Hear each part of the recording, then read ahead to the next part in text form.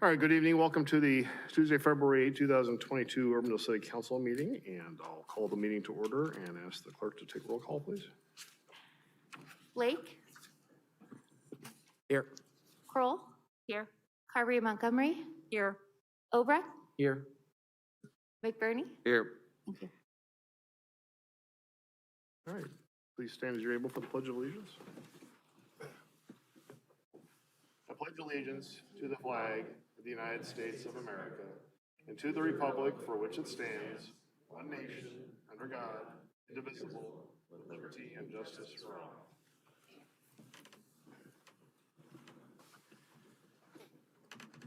Urbandale is a national leader in character counts, endeavoring at all times to promote and model the principles of trustworthiness, respect, responsibility, fairness, caring, and citizenship. In conducting tonight's meeting, we expect that all participants will act in a respectful manner consistent with these principles. Item 2 is to approve the agenda. Is there a motion? Move to approve. Motion by Obrecht. Second. Second by McBurney. Discussion, please vote. All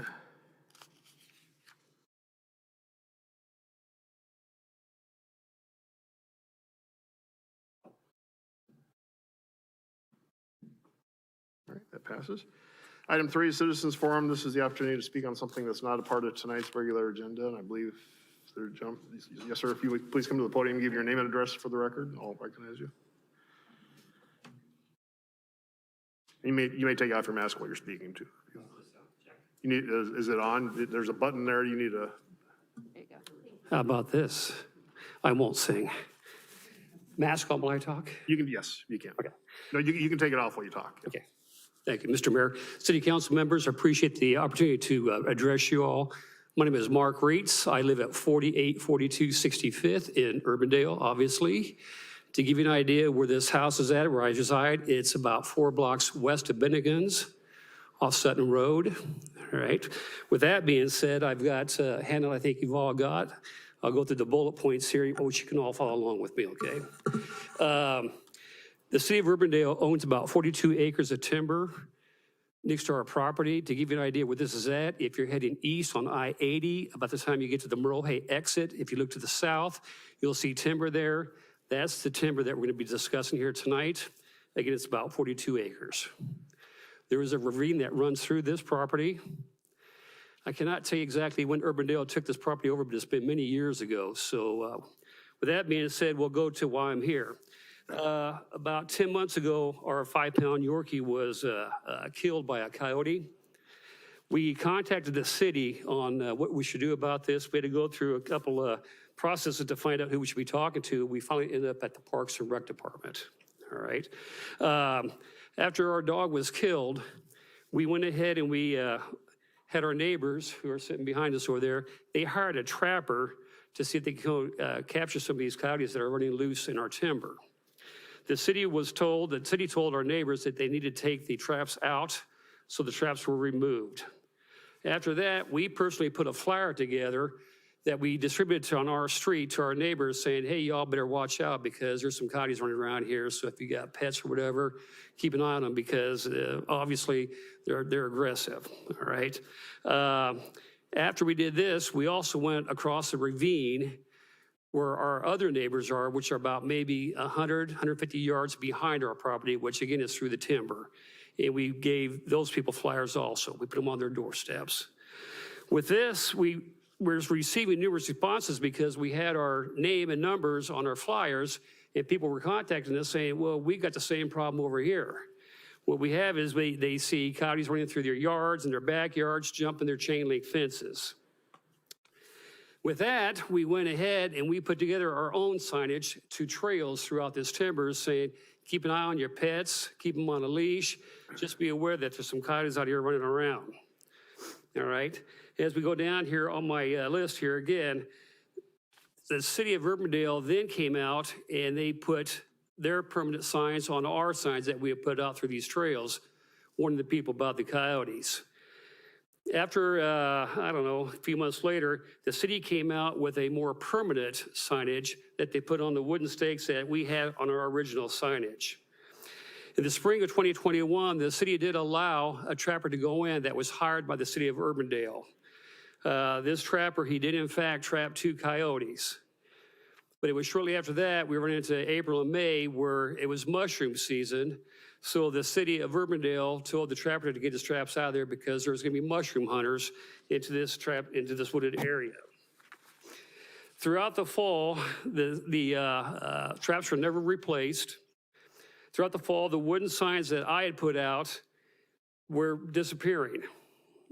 But we went ahead and we put other signs back up again, all right? In correspondence with the city, we requested that permanent signage be installed on metal stakes and all weather signs, and we have yet to see these signs installed. Within the last 30 days, the packs are getting bigger and louder and more noisy, and we know this because we can hear them howling at night. And I'm no animal expert, but I know when a pack of coyotes are howling, it's probably 1 or 2 reasons. Either they're mating or they have found something to eat. Come to find out that this is in fact what's going on because the last 30 days or so has been mating season for coyotes. Virtually every day now, we are getting reports back, and we have pictures to prove it, that more sightings are being had with coyotes running throughout our neighborhoods. What once was in the back of the timber where you'd see once in a while, they're now coming between the houses, into the front yards and such. As you can see with the handout that we gave you, we do have a few photos of the actual coyotes. As a matter of fact, one was taken just yesterday in a backyard. Again, at one time, these coyotes would be seen late at night or early in the day, but now it's just throughout the day. So it appears they're getting either more aggressive and or more comfortable with their surroundings. All right. The problem hasn't been changed. And as we know, it's getting worse and worse because as we get into this, we're hearing more and more neighborhoods throughout Urbandale where our coyote sightings. And we all realize that where you have timber and a food source, you're probably going to have aggressive animals like this. With that being said, though, we'd sure appreciate if we could have some consideration to get these coyotes removed, whether that be by trapping or whatever means it takes. There is a culvert that runs under the interstate around this wooded area that the trapper that the city of Urbandale hired said that that was the egress and the ingress of how the coyotes were getting into the timber. The DNR has told us that, no, you can't put any grates in front of this. We understand why, but a 24 by 24 inch grate seems like a pretty big damn grate in front of a culvert. All right. As you go and look through the pictures here, we have also included a copy of the correspondence that we've had that we both given to the city of Urbandale and what we received back from the DNR. The DNR letter just basically states that they're meeting right now. These coyotes are going to be more aggressive, so keep your pets close to you because they'll be attacked. With that being said, I think the conclusion to what I've got to talk about tonight is we should like to see something done with this. Obviously, our first choice would be get rid of them. I know that's a tall task to order, but in this day and age, you think there'd be a way we could get these things out of here because, again, it's very disturbing when you have small kids running around this neighborhood and you have packs, which were used to be 1 or 2 at a time, well, now you're seeing 3, 4, or 5 at a time, let alone the howling at night when you know they're together because you can hear there's dozens making all their noises, all right? I'd be glad to answer any questions that you have with this. If not, we sure appreciate to have any consideration that we can to get this resolved. I appreciate your comments. In fact, I had a conversation today with our city manager on this issue. So it's a difficult issue from a city standpoint. We don't control or regulate the coyotes. That's for one thing. I mean, as you've already pointed out, you reached out to the DNR. We don't have just strict authority just to have a program in place to rid the coyotes. And certainly, even if we did, I don't know if there's any guarantee we could. So I understand the issue, and I know I've seen a lot of reports on this. And again, as I said, I've talked to my city manager. We're going to keep looking into it, and we're going to be seeing what our options are from a city standpoint. But I'm just saying, I fear that, it's probably more limited than what we can probably do to at least fully eradicate coyotes in the area. But people certainly need to be aware of it and to be careful about it. And I apologize. I am very sorry for your loss of your pet too. So obviously that's, I have a lot of pet lovers. I'm a pet owner and I keep a good eye out on my dog when I put her out. And I understand that. So my heart goes out to you for the loss of your pet. So we will do what we can, and AJ, is there anything more at this point? Did you learn any more?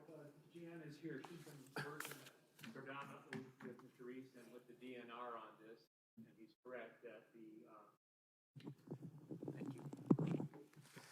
that we did make arrangements for a trapper. They came and worked the area. We're working in conjunction with the DNR and also the signage. I don't know the status of the signage. Maybe Jan can fill us in on that. We are getting numerous reports this time of year because they are mating and it is winter and they're looking for a food source. So they're a little bit more out there than you might see. So again, I appreciate there's going to be a limit to what we're able to do because the coyotes are considered to be property of the state of Iowa and they're regulated by the IDNR. And that will have to work within the confines of what they're going to allow us to do. I would mention that the acreage that he mentioned, it's owned by the water utility, even though it's in the city of Urbandale's name. They purchased it probably, I'll probably say 8 years ago for the potential construction of a water treatment plant that I don't think is going to be going very far at this point in time, but that's just kind of a history of the property. That's owned by the water utility. But at that point, Jan, I don't know if there's any, saw her back here. There she is. I'm sorry. By the way, if I may say, Jan, she was very helpful that started this thing. She responded back in a timely fashion, and we do appreciate her correspondence with us. Yeah, as was mentioned, this isn't an easy issue. Wildlife, we get calls not just with coyotes. Obviously, deer are not as concerning in regards to the safety and so forth. And I have 2 dogs as well, so my heart goes out to you. We've been working very closely with the DNR and their animal biologists and so forth. They did say this is mating season.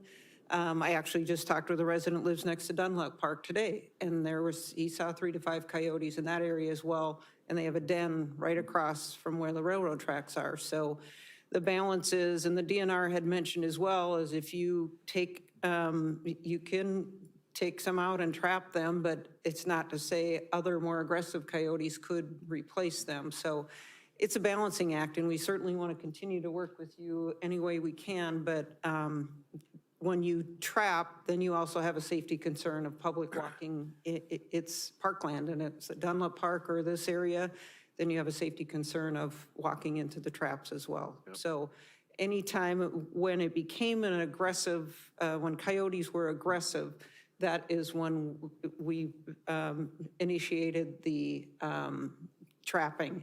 And the DNR, we do have a posting on the website, and we'll get it back out at nextdoor.com of recommendations in regards to if you see coyotes and what you should be doing, not just keeping your dogs and children close to you, but things that you can do. And I know our park staff did put up a few of those signs, and I'll find out locations of where they did. We have additional signs and then our website of where to locate that information. So we'll keep working on it, but it's a tough balance because we do have wildlife, and as the DNR said, you know, we can't totally eradicate the different wildlife that we have. Yep. So be happy to answer any other questions you have at this time. Jan, I assume that when they're trapped, the ones that have been successfully trapped are relocated somewhere, or? They are, so they're snared and then the trapper takes them. Somewhere else. Somewhere else. Or you, what? Nice farms. 6 foot under ground. Okay. All right. Thank you. I appreciate it. So again, thanks for the comments tonight, and certainly we are on top of it, and it's something we are aware of, and certainly it's not anything that's unique to Urbandale as well. So I appreciate it. Thank you. All right, we are still in Citizens Forum. Does anyone else like to address the council on anything that's not a part of tonight's agenda? Okay, seeing none, then we will move on. First, to adopt the minutes, first from the January 25 meeting. I'll move approval of the January 25th minutes. Motion by Carberry Montgomery, A second. second by Kroll. Discussion, please vote.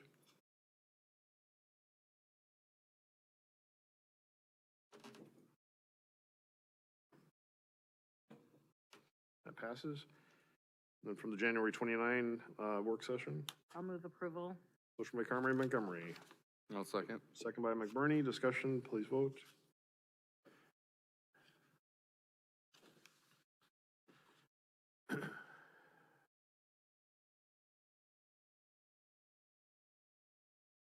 That passes. And then from the January 31 work session. So moved. Motion by Carberry Montgomery, Seconded. second by McBurney. Discussion, please vote.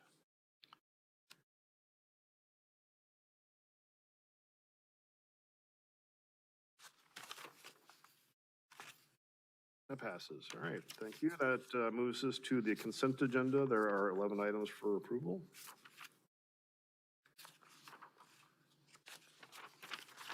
Move approval of consent agenda. Motion by Obrecht, Second. second by Carberry Montgomery. Discussion, please vote.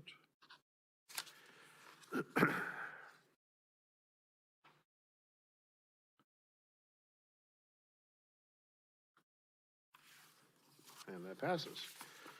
Item 6, public hearings. First is item 6.1, a public hearing to consider the Merle Hay Mall Multi-Purpose Sports Entertainment and Event Center amendment to the comprehensive plan and rezoning from CG General Commercial District and to PUD Planned Unit Development District to the Planned Unit Development District at 6300 block of Douglas Avenue. The public notice for this was published in the January 28, 2022 Des Moines Register, and ask the clerk for any objections to that notice is published. There were none. Ask for a motion to second to open the public hearing. So moved. Motion by Carberry Montgomery, Seconded. second by Kroll. Discussion, please vote.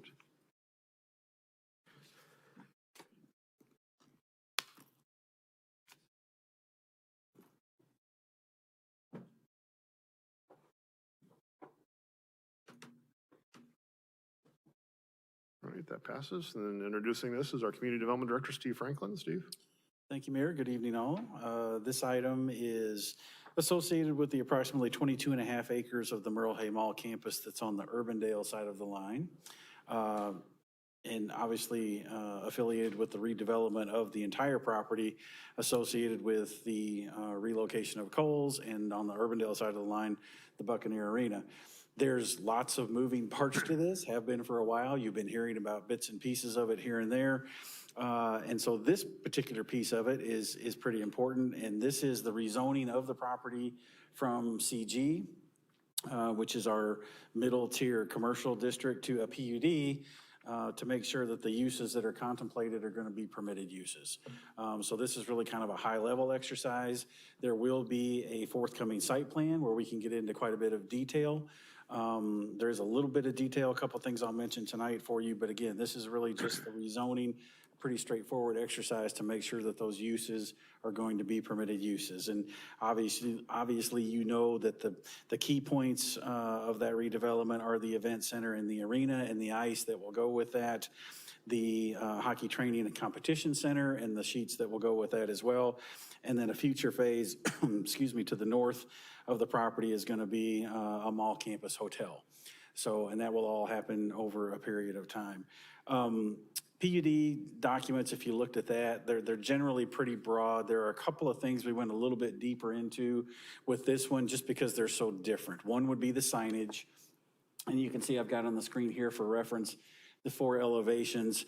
The signage that is essentially capped as part of the PUD master plan is significantly more signage than what any other business or entity in Urbandale is going to have, but obviously this is a very different user too. So the main thing to take from the signage, in addition to all of the different types of signage and components of the signage, is that we did prohibit any electronic signage on that west side adjacent to where those existing neighbors are going to be. So there will be electronic signage certainly on the south side, which is going to be that main elevation that you're going to see.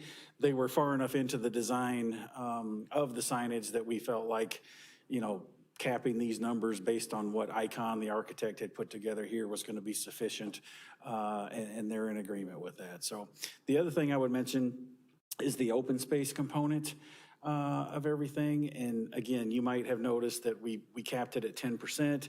Generally, our zoning code says that you want open space to be 15%. And this, you probably saw in the P&Z minutes, this is an exercise in trying to find the balance here. This is a mall that was constructed decades ago before any of those landscaping and open space requirements were there. So we're trying to find a common balance that we can find to have this work. And what we decided on is 10%. The drawing you see in front of you here, all of these green spaces that had been identified in parking islands and things like that, they actually could come up with 11%. We went ahead and said 10% for purposes of the PUD amendment. But again, this is something to where if we can take what's there, maximize the number of parking spaces for the uses that are contemplated, but still add some trees and add some landscaping so that we can get as close to we can as what we would typically approve. We feel like this is a good compromise for that. So those are the big picture things that I would mention to you. Jim Sutphin with mall ownership is here. We have the architect and the Bucks ownership on the line tonight as well. So I think between all of us, we will just open it up and see what questions you might have of us. Again, we do have a site plan coming later. Don't know if we know exactly when that's going to be yet, but that would be the opportunity to get into detail, but just wanted to give you the framework for the rezoning to have this all be permitted uses. All right. Happy to answer any questions. Thank you, Steve. Any questions for Steve from the council?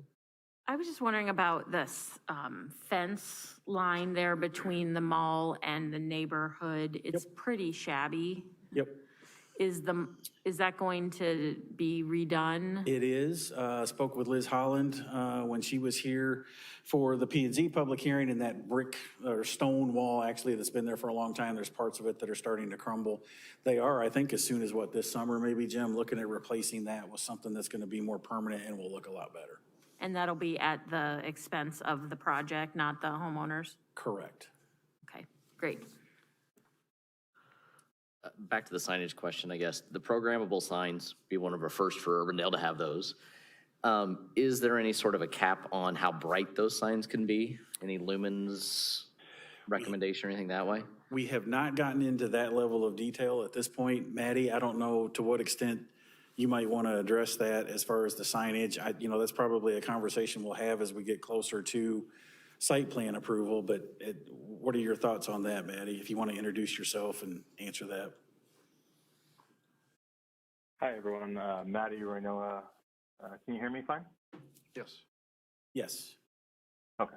1230 P Street, Lincoln, Nebraska, 68502.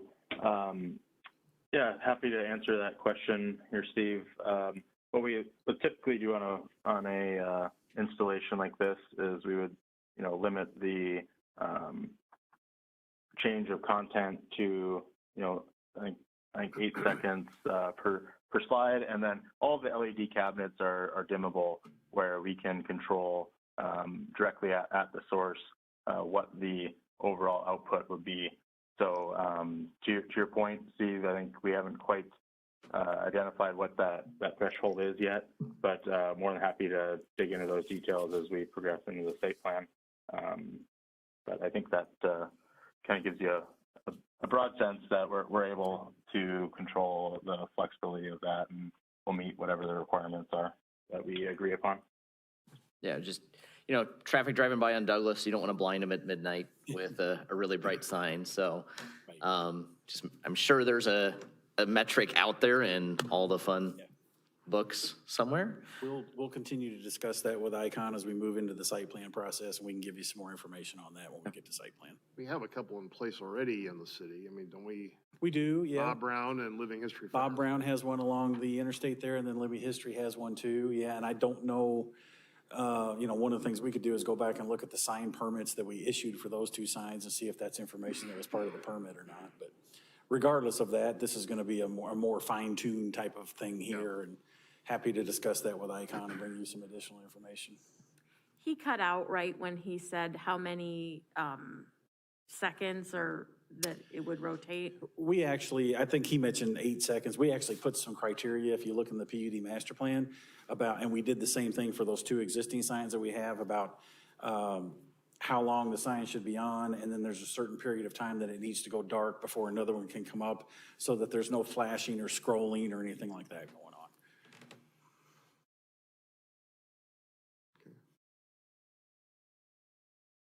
Probably some good language that, in ordinances that deal with electronic billboards that we can take from. So. Yep. The main thing we had concerns about, particularly with the residents to the west, is the flashing and the scrolling. You get those static images that pop up and then go dark. That tends to take care of what a lot of the concerns are, but we will certainly look into that brightness factor. Thanks. Thanks, Steve. All right, any other questions from the council for Steve at this time before I open it up to the public hearing? All right, we are in public hearing on this item. Would anyone like to address the council on this item?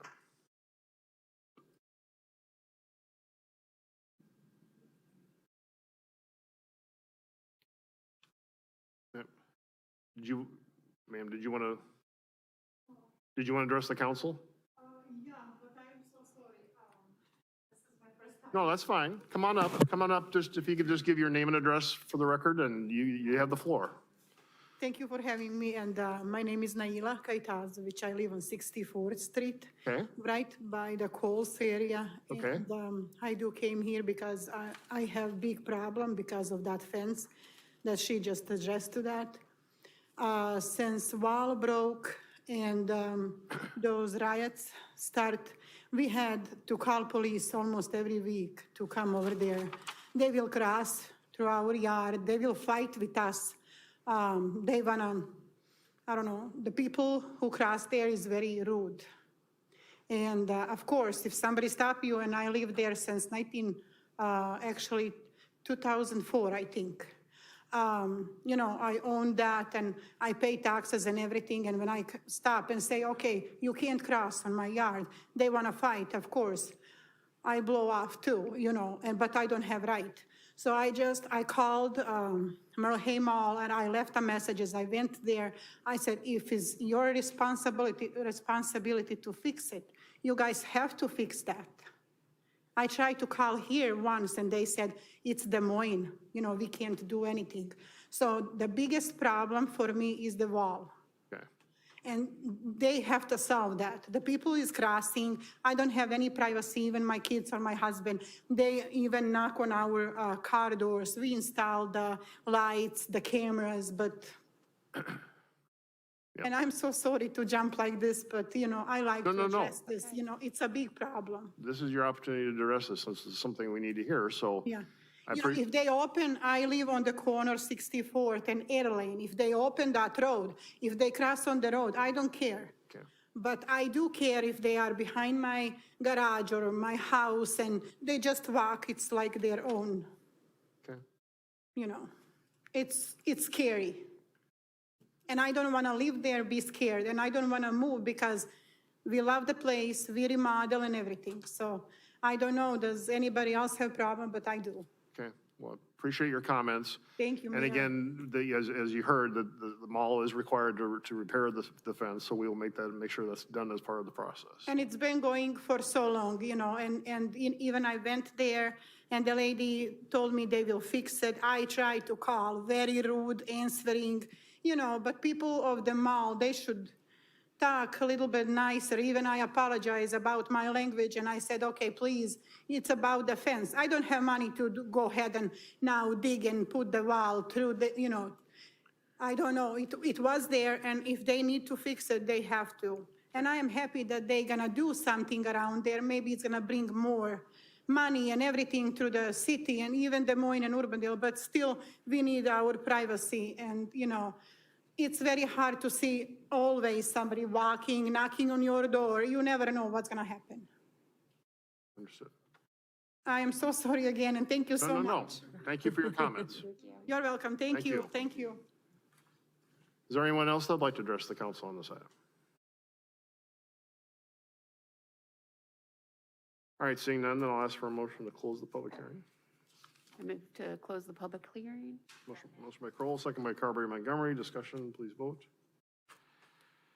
Okay,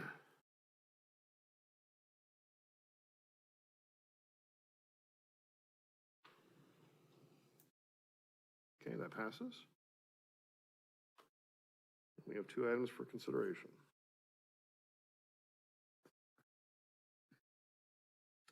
Make a motion to amend the comprehensive plan. Motion by Obrecht, Second. second by Kroll. Discussion, please vote.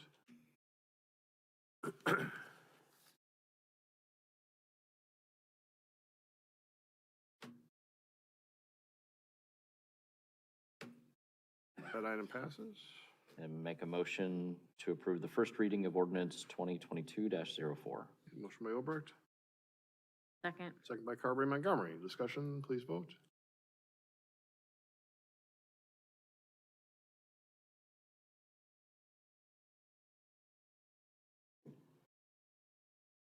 Okay, thank you. That item passes.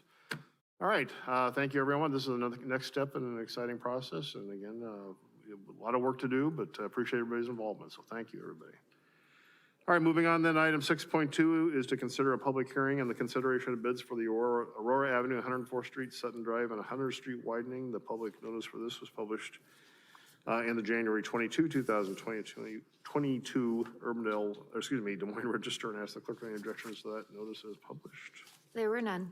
Yes, for a motion, a second to open this public hearing. Motion to open the public hearing. Motion by McBurney, second by Kroll. Discussion, please vote.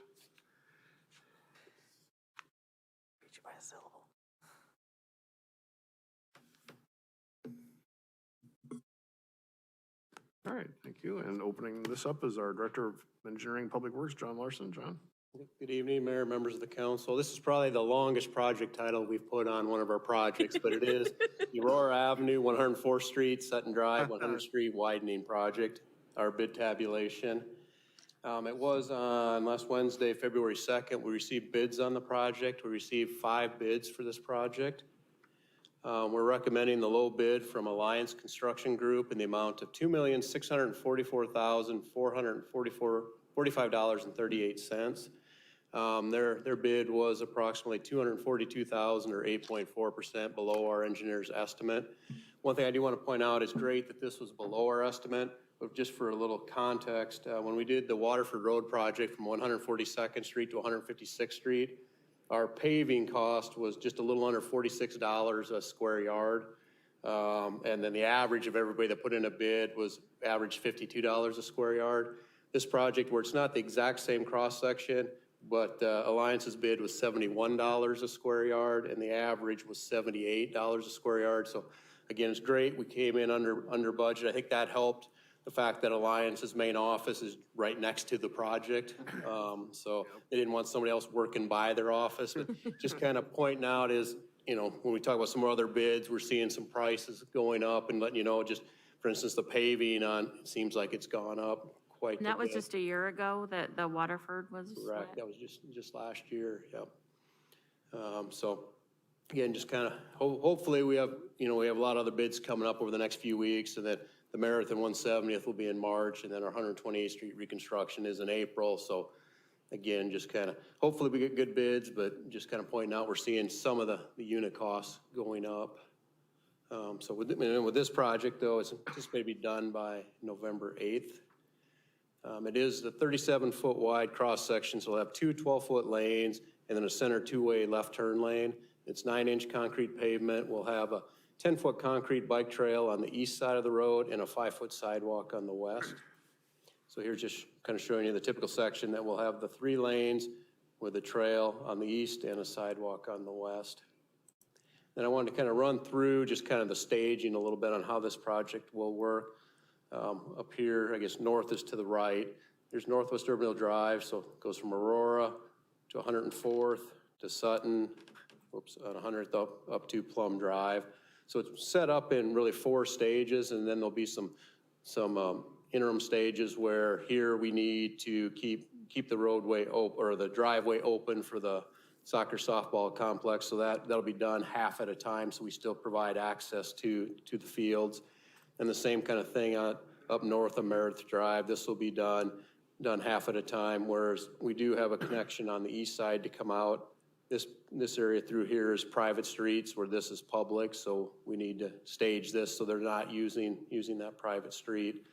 The way we see the project working is this is kind of our first stage here. So the contractor will come in, remove that pavement, and get everything prepped. And when they're ready to come in here and start paving, while they're paving this piece, they can move up to this piece here in the purple, start removing the pavement, getting it ready for paving, so that hopefully shortly after they're done paving here, they move up here to pave.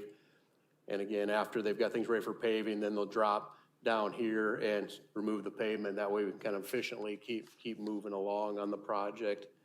And I guess with that, I'd be glad to answer any questions. Okay, thank you, John. Any other questions for John on this item? I'm excited to see an Urbandale company on there and getting the contract, but I guess you said they don't want to have somebody else in their backyard. Yep. All right, we are in public hearing on this item. Would anyone like to address the council on this item? Seeing none, is there a motion to close the public hearing?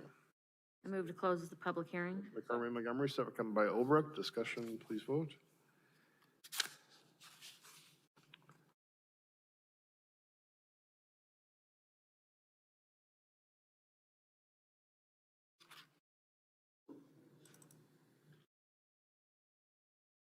That passes. We have 4 items for consideration. For our long name project. Maybe A1S1 is what we abbreviate it to, I don't know. Move to approve resolution 034-2022. Motion by Obrecht, I'll second. second by McBurney. Discussion, please vote. Sorry about that.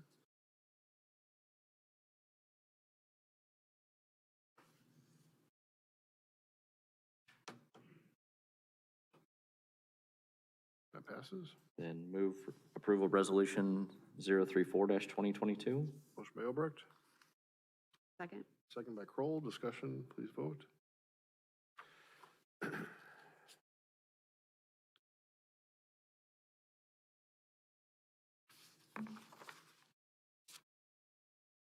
That passes.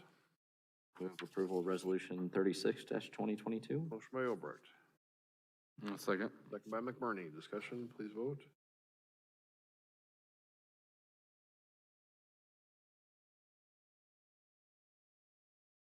That passes. Then move approval of resolution 045-2022. Motion by Obrecht, I'll second it. second by McBurney. Discussion, please vote.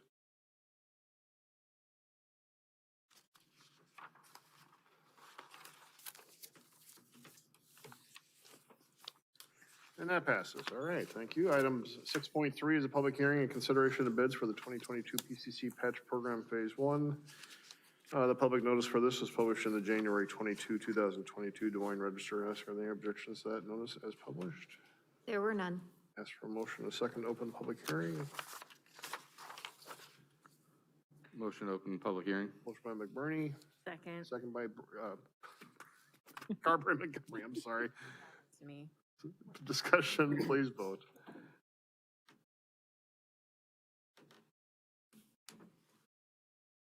All right, thanks, John. Go ahead. All right, so this is our bid tabulation for our first phase of this year's PCC patch program. It was on February 2nd, we received 6 bids for this project. We're recommending the low bid from the concrete contracting company in the amount of $1,424,450. Their bid was approximately $68,000 or 5% more than our engineer's estimate. With this project, we'll be looking at replacing just over 17,000 square yards at 353 locations, and we're anticipating being completed by September 23rd of this year. This just kind of shows you where our patches are. So at the bottom of the screen, just off the screen is Hickman Road. This is 142nd Street up to the bridge and then continues up to Douglas and the roundabout. So we're looking at the area just east of 142nd Street, and then the area west of 142nd over to around 149th Street in the Bristol Cove area. With that, I'd be glad to answer any questions. So with this being over the estimate, you're seeing an increase in unit prices on this too, you think? Or? Yeah, this one was up a little bit too. Looked at last year's prices, you know, we were around $61 a square yard. We're about $74 a square yard. So they have increased some. Fortunately, with this money, anything that's left over from past years gets to stay in here for patching. And again, we've been getting really good bids the past years, so we have enough money to cover this little bit of an overage. Plus, it's, what is it, in 2 weeks, we'll be back with our phase 2. I expect those bids to be higher than our estimate, but hopefully they're within the range that we can move forward with that project as well. Okay. Is this going to be more of a common thing going forward? Just do we need to revise our estimates to be probably a little bit higher to account for that? Yeah, I do think so. Again, different projects I've been hearing around the metro. Some have been coming over, 30% over estimates. Some have been coming a little under estimate. It just kind of depends. But what I've been hearing is a lot of contractors are having a hard time finding people, which means that limits how many jobs they can get, to where some only need, in the sanitary sewer business, they only need about 1 more project, and they know there's about 10 more coming up. So if I don't get this one, I got a pretty good chance on the next one, so I don't have to go with a really low number eventually it's just kind of that supply and demand. And I think we're going to start seeing that probably in more of the roadway projects as well. John, these patches are all in fairly new neighborhoods. Is there a reason for that? Most of these were done in the mid-90s, so it's common within, you know, that 20 to 25-year period. You'll want to go out and do some improvements. We really haven't done any patching in the past out here, other than if something major happened, our public works crews would do something. We haven't done a full patching. Most of it's been east of the interstate. The last few years, we've been trying to go west of the interstate and kind of just keep everything in good shape so it'll last a long time. Thank you. Any other questions for John? All right, this is a public hearing as well, and would anyone like to address the council on this item? Seeing none, I'll ask for a motion and a second to close the public hearing. I move to close the public hearing. Motion by Kroll, Second. second by Carberry Montgomery. Discussion, please vote.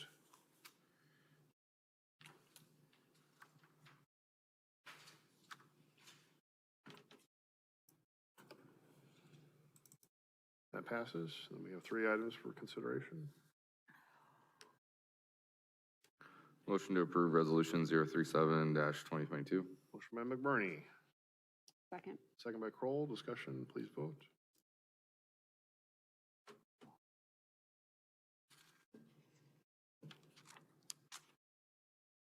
That passes.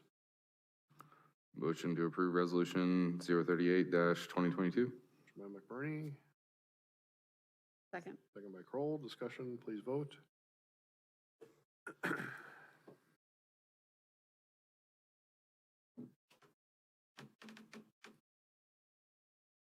That passes. And motion to approve resolution 039-2022. By McBurney, Second. second by Kroll. Discussion, please vote.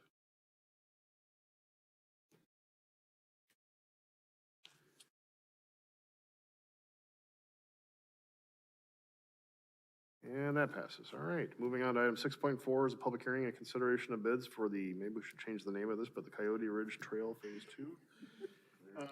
Public notice for this was published in the January 22, 2022 Des Moines Register, and asked the clerk for the objections to that, and this is published. There were none. Ask for a motion and a second to open the public hearing.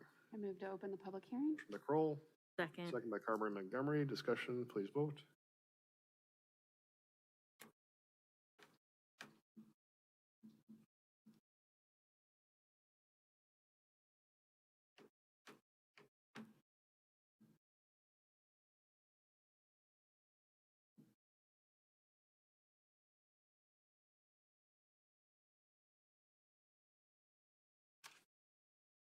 All right, that passes. John? So this is our bid tabulation for Phase 2 of our Coyote Ridge Trail project. On February 2nd, we did receive 8 bids on this project. The low bid was from Caliber Concrete in the amount of $140,660.77. Should also note that Caliber was the contractor that completed the Phase 1 this past year. Their bid was $32,000 or 18.6 less than our engineer's estimate. This trail will be 8 feet wide, 5 inches thick, and approximately 2,000 feet in length. It's looking to have it completed by September 30th of this year.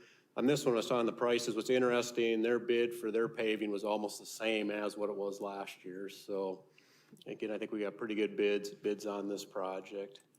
So to kind of talk about the first phase of the project, we are north of Waterford Road, so up here within the Coyote Ridge subdivision. We came off of Coyote Circle, brought a trail along the west side down to the park, and then continued east through the park over to 147th Street, where it connected into a trail that was built by the developers that connects over to 142nd Street. Kind of point of reference here, we're kind of wise off. That's where we start up our Phase 2. So this will continue south and west along the creek, and then we'll tie into our complete street section on Waterford Road. With that, I'd be glad to answer any questions. All right, thank you, John. Questions for John on this item? All right, we are in public hearing on this item. Would anyone like to address the council on this item?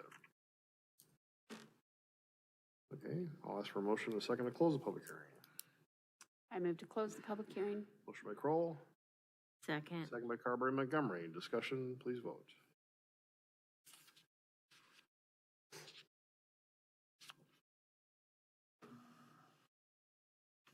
right, that passes. We have 3 items.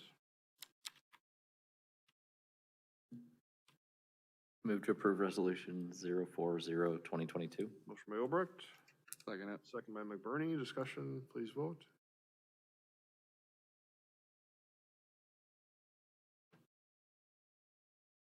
That passes. Move to approve resolution 041-2022. Motion by Obrecht, I'll second it. second by McBurney. Discussion, please vote.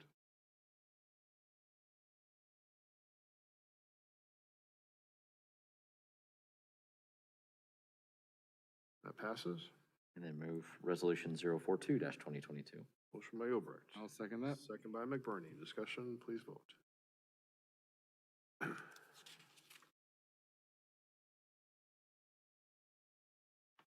Okay, that passes. Moving on to item 6.5 is the public hearing and consideration of bids for the 2021 sidewalk repair program. The public notice for this was also published in the January 2022 Des Moines Register. Ask are there any objections to that notice is published?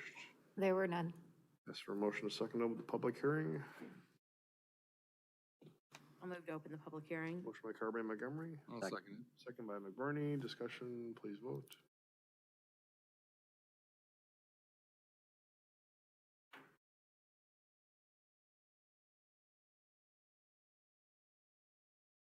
All right, that passes. John? So this is our bid tabulation for our 2021 sidewalk program. The reason we call it the 2021 sidewalk program is we start the process in 2021 and we don't actually do the project till 2022. During the summer of 2021, we've broken the city into quadrants. So every 4 years, we walk each part of the city. So it starts off in the summer. We walk the sidewalks, look for any defects. We contact the property owner. We give them through the end, through October, November to make any of the repairs themselves. If they choose to let us do it, or they say they just don't actually do anything, then we start a project. So we design that in the late fall, bid it out like we are now, and then we construct it the following year. So again, just why it's called the 2021 instead of the 2022, it's really when we start the process. So back on February 2nd, we received 6 bids on this project. What's unique about this one is shortly after the bids came in, the low from Jackson Contracting asked for his bid to be withdrawn. So it's a little different than what you see in our recommendations, but fortunately it's approximately $1,600 difference to the next low. So we are recommending that the contract be awarded to MPS Engineering doing business as Kingston Services based on their bid in the amount of $96,484. They were approximately $46,000 or 32% under our estimate. There's 280 locations that will be repaired. 9 of those are the city's responsibility. And we're looking for the project to be completed by November 30th of 2022. And just to kind of show where the locations are, predominantly they're on the north and south side of Meredith Drive between Merle Hay Road and 86th Street. And then also kind of bound by 86th Street, Douglas Avenue, 100th Street, and Hickman Road on the south. With that, I'd be glad to answer any questions. All right, thank you, John. Questions for John? I just have a quick question. So if an owner does not complete repairs as identified, what happens? What's the adverse event for them not doing? I mean, how do we, Why do we do why do we fix it? Yeah, how are we fixing it when we've asked somebody else to do it and they don't do it? Basically, from a liability standpoint is I think there's liability for the property owner and for the city. So when we find defects, we want to get those fixed. So we look at, if it's close to an inch or over an inch, it could be a tripping hazard. Those are the ones we replace, or if something is sunk or roots have, pushed a couple panels up. We want to get those fixed so nobody falls and gets hurt. And what is the adverse impact to the property owner for not fixing when we've identified? We invoice them for the repair once it's done. So they ultimately end up paying for it. Okay, sorry, Okay. I wasn't clear on my first. Yep. Thank you. Do you think people generally would get a better price if they did it on their own versus? That's why we let them have the option of doing it themselves. I'm not sure they will, because typically to have somebody come out and fix one panel is a lot more expensive than if somebody's getting, 5 or 6 on a certain street, they can do it cheaper. And I guess with that in mind, have we ever done it where we bid the project first and say, this is what it'd cost to have us fix it, go find your own? We have not, only because I think the contractors figure if I bid it, I plan to do it. And so we start, there's on occasion where a property owner will say, I couldn't find anybody, now I found somebody, can I fix this panel myself? Well, we usually say, yeah, that's all right, because the contractor doesn't care if he loses one panel out of 280, but normally we, like I said, we give them an estimate on what we think it's gonna be, but they're always welcome to go find their own price. I just think it's difficult. There's just not that many contractors that want to do a really small sidewalk project. Right, and that's why I didn't, if we kind of in essence lined up the bid first, if they would get through the process faster in essence, so. Again, I just think our normal procedure's always been just to give them a chance to do it first if they'd like. And there are a handful that do it themselves or hire somebody to do it.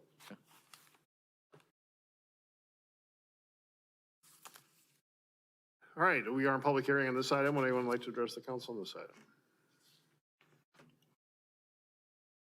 Ask for a motion, a second to close the public hearing. I move to close the public hearing. Motion by Carberry Montgomery, Second. second by Kroll. Discussion, please vote. John, do we need to change what we say in the motions? Correct. Instead of Raymond Jackson, we would want it to be, turned off of that page. We want it to be the MPS engineers doing business as Kingston Services. We'll make a motion to adopt resolution 031-2022. I don't think that one's edited. No, I think that was fine. I'll second it. Motion by Obrecht, second by McBurney. Discussion, please vote.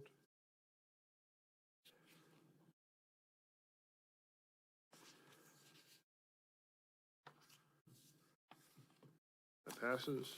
And then make a motion to award the contract to MPS Engineers, PC, doing business as Kingston Services, PC, in the amount of $96,484. Motion by Obrecht, I'll second it. second by McBurney. Discussion, please vote.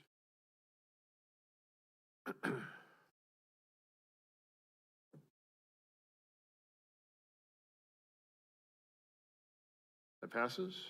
And then a motion to approve a contract with MPS Engineers, doing business Kingston Services, for the 2021 sidewalk repair program. Motion by Obrecht, I'll second it. second by McBurney. Discussion, please vote.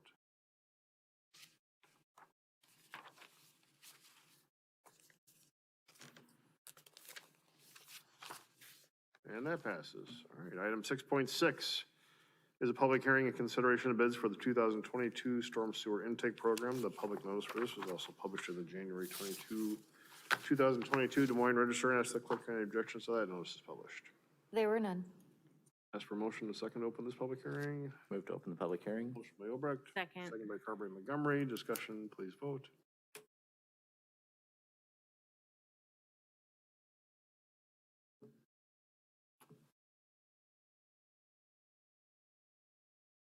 That passes. All right, John. Again, this is our bid tabulation for our 2022 storm sewer intake rehabilitation program. On February 2nd, we received 3 bids on this project. We're recommending to reject the bids on this because the low bid was approximately $92,000 or 36% higher than our engineer's estimate. I think the good thing with this is none of these intakes are really in danger of collapsing or causing an issue.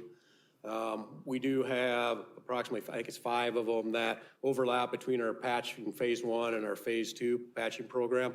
So what we would do is have our public works crews do those intakes. That allows the patching contractor to do the patches around those intakes. And then looking at next year to basically adjust our estimates if we need to and just rebid this as potentially a little bit larger projects. We'll still have the funds from this year that we'll be able to use next year in combination with the funds that would be budgeted for next year. But right now, we just don't feel that there's any of these intakes need to be addressed at this much higher price. I think we could wait a year and still be all right. So you think the unit cost per intake is going to go down next year, or? It may, it may not. Again, we don't know, but at this much of a premium, I think we would prefer to wait and see what they do next year. And I'm guessing talking to those that bid, is there anything in the conversation with them that are like, if you did it like this, we'd have been able to do it cheaper?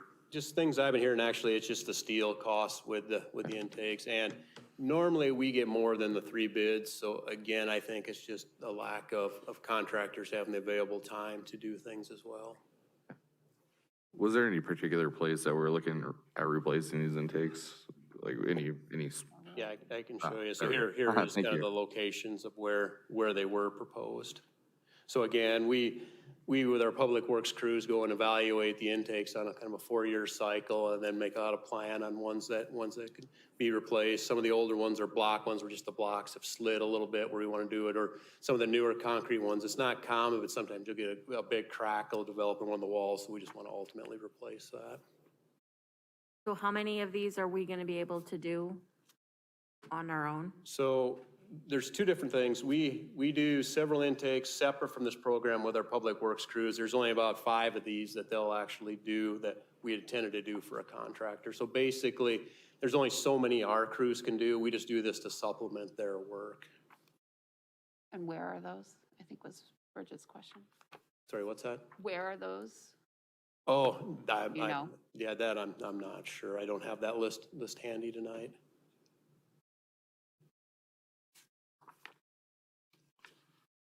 So about how many does the city crew do though in a year? I would have to get that for you. I don't know that off the top of my head.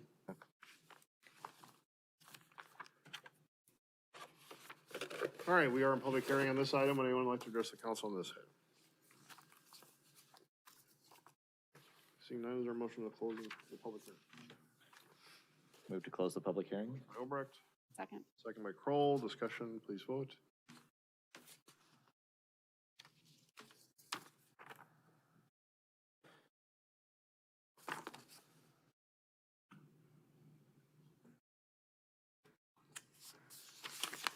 That passes.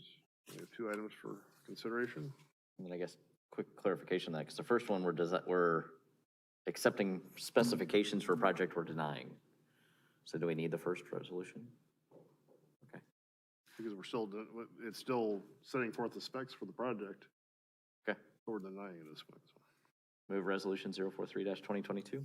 Motion by Obrecht, Second. second by Carby Montgomery. Discussion, please vote.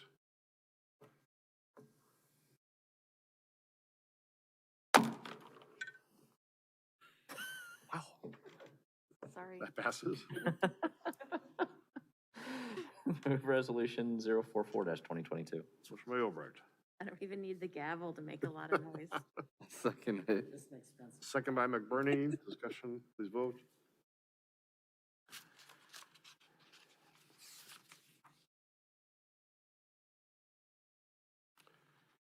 And that passes. All right, that concludes our public hearings. Item 7 is to establish more public hearings. And first is item 7.1, to establish the public hearing on the proposed property tax levy. Nikki would answer any questions if there are. Is she on somewhere?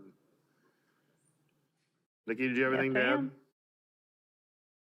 Nope, just setting the date for February 22nd. Okay, Have that public hearing and set the next one. okay. Move approval of resolution 052-2022. Motion by Obrecht, Second. second by Carby Montgomery. Discussion, please vote.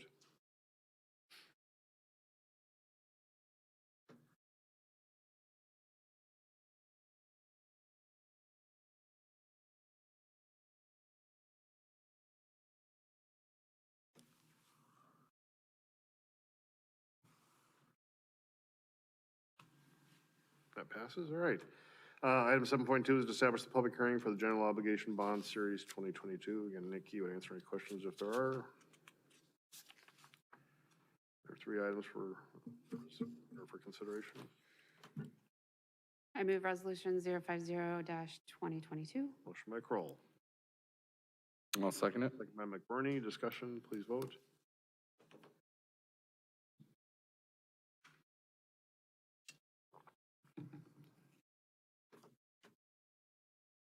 That passes. I move resolution 049-2022. Motion by Kroll, Second. second by Carberry Montgomery. Discussion, please vote.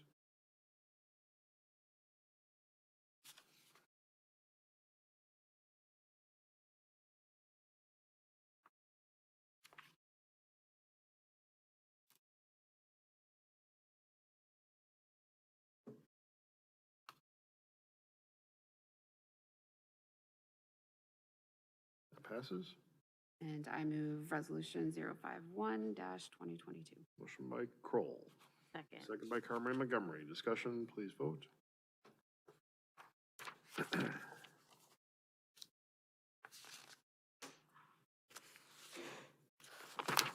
And that passes. All right. Item 8, regular agenda items. First is item 8.1 to consider the bids for the 2022 battery backup project. John. So this one is our bid tabulation for this year's battery backup project for our traffic signals. On February 2nd, we did receive 4 bids on this project. We're recommending the low bid from Van Manen Electric in the amount of $62,020.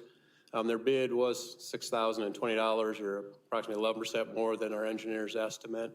Maybe just give a quick little background on what the battery backup is used for. So on our traffic signals, if by chance we happen to lose power, the battery backup will keep the signal working for a few hours after that. Basically, it gives us enough time that we can get, stop signs out if we need to, if the power does not come back on. Another thing to note is with our new controllers and the new software that we're currently implementing, if we happen to lose power, we'll be able to get a text or an email that lets us know that's happened. So the public works crews are on alert that if it doesn't come back on, that they'll need to take the stop signs out there. With this project, we're looking to install it at 7 locations. Currently, there's 47 signals that Urbandale owns. When this project is done, there'll just be 7 remaining, 5 that we plan to do in the near future, and then there's 2 on Douglas that are part of the streetscape where it's part of like the fountain, so it's kind of hard to add a battery backup when it's already built into the brick. So there'll be 2 that are difficult for us to do, but again, shortly we're hoping to have 45 of our 47 with the battery backup. We're looking at this project to be done by August 7th of this year, and then here's where they're at. So we have 4 on Meredith Drive west of the interstate. We have 2 on Northwest Urbandale Drive, and then 1 on 100 Street and Plum Drive. With that, I'd be glad to answer any questions. John, I just should note as a good Dutchman, you have to pronounce that Van Manen, not Van Manen. Van Manen? Just out of curiosity, how long do these battery backups last before we have to start cycling them out? It depends on the size of the signal. So, if you're one of the smaller, I guess one of the sides is only 2 lanes, it doesn't take nearly as much juice, so they can probably go 6-7 hours. If you get something like 86 in Douglas, it may only go about 4 or 5 hours. Oh, sorry, I meant like how long until we have to replace them again? Oh, replace the batteries? Yeah, just out of curiosity. It's probably every 4 to 5 years we look to replace them, but that's not nearly as expensive as getting them installed to begin with. But yes, we do have a program where we routinely will replace those out with our maintenance project. Thank you. All right, any other questions? If not, is there a motion? Motion to approve resolution 048-2022. Motion by McBurney, Second. second by Kroll. Discussion, please vote.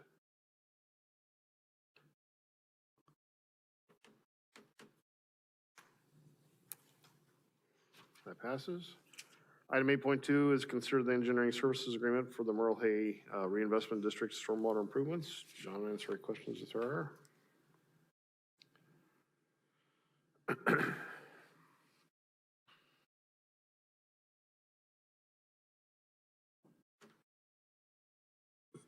Motion to approve resolution 055-2022. Motion by Obrecht, Second. second by Kroll. Discussion, please vote.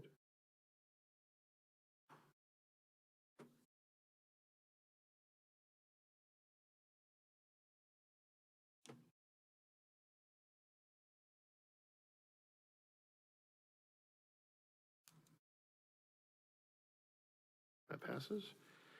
And then item 8.3 is consider the purchase of picnic tables and trash receptacles. Jan, were you going to present anything? Or? I just want to have someone else besides John up there. Okay. No, I'm just here. kidding. I'm just kidding. We want to Jan? see Jan's tan. Jan, will answer any questions if there are. I move approval of Council Letter 6967. Okay, motion by Carby Montgomery, Second. second by Kroll. Discussion, please vote.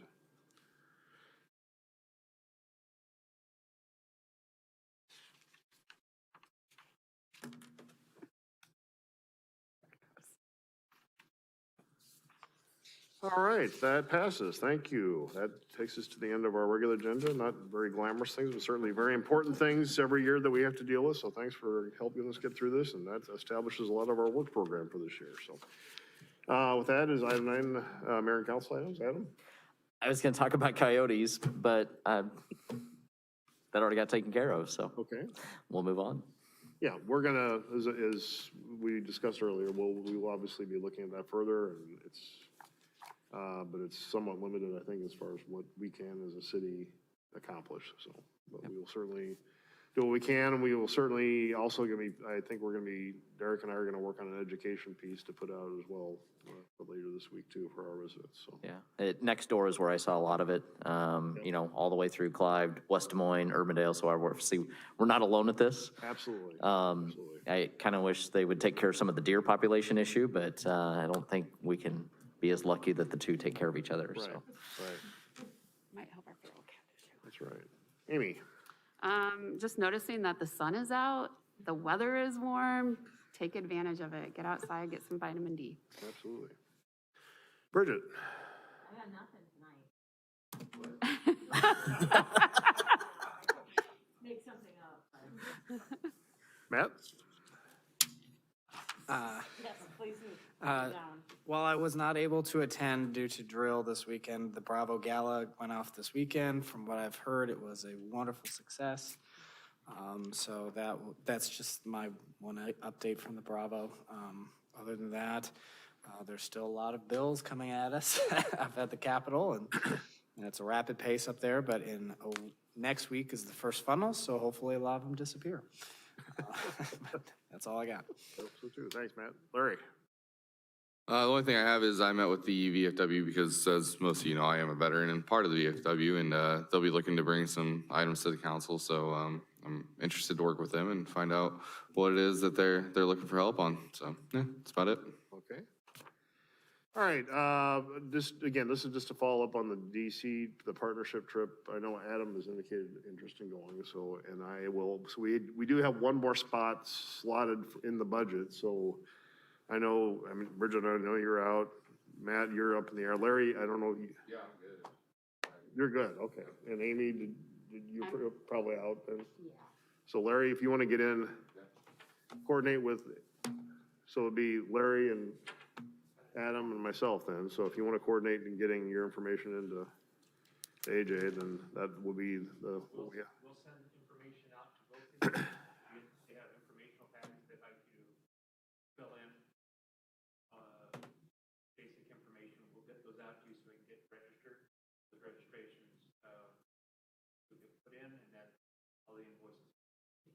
And then obviously next year we will look at obviously rotating with the attendance and try to get as broad a participation as possible. So I think it's good that you do participate in that. So if you can't go this year, then hopefully we can get you there next year. Well, I know. And you're supposed to go, But you're saying no. Yeah, and I will not be there next year, so I can guarantee that. For the same reason I'm not. Right. let's see, I'm just trying to think. Do you have anything to report from MAC? I had conflicting meetings this morning, so I know that they talked about speaking about legislative things. Was there anything takeaways from that, Amy, that you want to? The right-of-way issue with utilities is a significant issue. Maybe something happened more on that today. Not exactly sure. Fair enough. And the funding of IWIL through the lost is the big items. Yeah, it's still in flux, I think. Yes, it's still in flux. Yep. So I was on the water trails meeting that same time today, so really nothing of material. It's just starting to get going and trying to get that to take shape. And again, DART did a great presentation on their new model using the hotel motel dedicated tax fund. For math? yeah, MAC, yeah. Did Elizabeth do that presentation? Who did that? It was not Elizabeth. It was Kent? nope. Somebody did. Dark-haired woman. Oh, has- Oh, probably, I'm not alone. assistant or Yes. deputy CEO. Wanke is her last name. Amanda. Amanda. Oh, that Same. took a while. I knew her last name, I couldn't think of it. Yes. All right. Well, a lot of moving parts again. This is, as I said, this is a very busy time of year, a lot of things going on, so we've got to keep on top of everything. So I appreciate everybody taking their role in the different aspects of our metropolitan area. So with that, ask for a motion and a second to adjourn. Motion by Blake. Your one motion One move. Yeah. Second it. In favor? Aye. Opposed? All right, we are adjourned. Thank you, everyone.